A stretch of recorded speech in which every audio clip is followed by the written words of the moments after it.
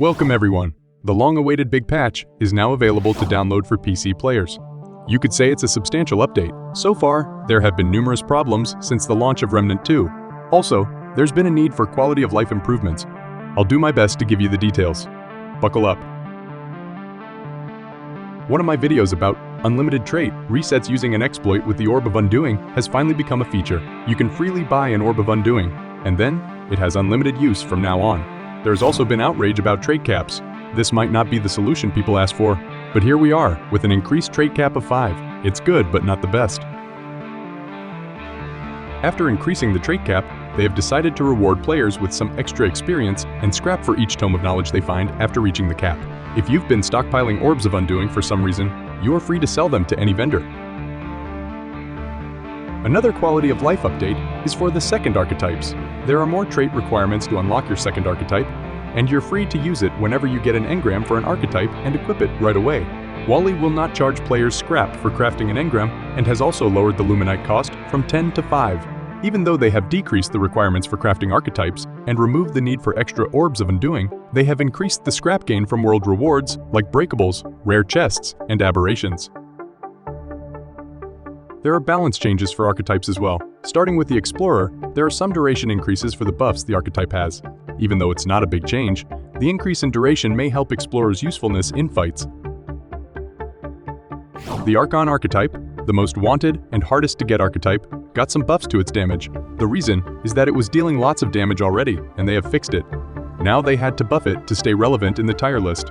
Archon's Havoc form got a 100 damage buff on Lightning Hands and a 50s damage buff on Blink damage. In addition to this, the skill cooldown is decreased by 30 seconds, from 120 to 90. The Ultimate Melee Archetype Challenger got a buff for range players. The Close Quarters perk will not drop under a 10% damage buff at maximum range any longer. Handler got a buff for Pack Hunter's range from 25 meters to 40 meters. Also, a little buff to the Good Boy's base health. Summoner, like Handler, got a base health buff for squishy companions, hollow and flyer variants. Since the balance changes are all mentioned now, we have some bug fixes next. Most known issues were the unavailability of some items and armor sets after completing certain challenges. Since there are lots of minor bug fixes, I will not be going through all of them, but mostly they are about progression blockers, game-breaking issues that you will not face anymore. There are some archetype bug fixes as well that are worth mentioning. Archon, as I have mentioned before, got a fix for the damage ramp up on Lightning Hands. Hunter's Focus now grants a proper weak spot damage bonus. Hunter's Shroud damage buff is no longer multiplicative, resulting in a nerf. The S.H.A.R.K perk of the Invader finally got fixed and provides a damage bonus correctly.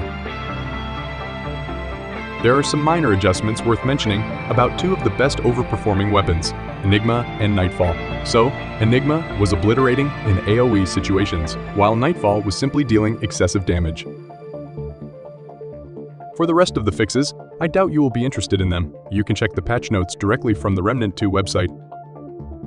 Thank you for watching. Like, subscribe, and hit the bell for more gaming content. Feel free to ask anything in the comments. There will be more content coming, so your support is well appreciated. Stay tuned for whatever content I throw in future.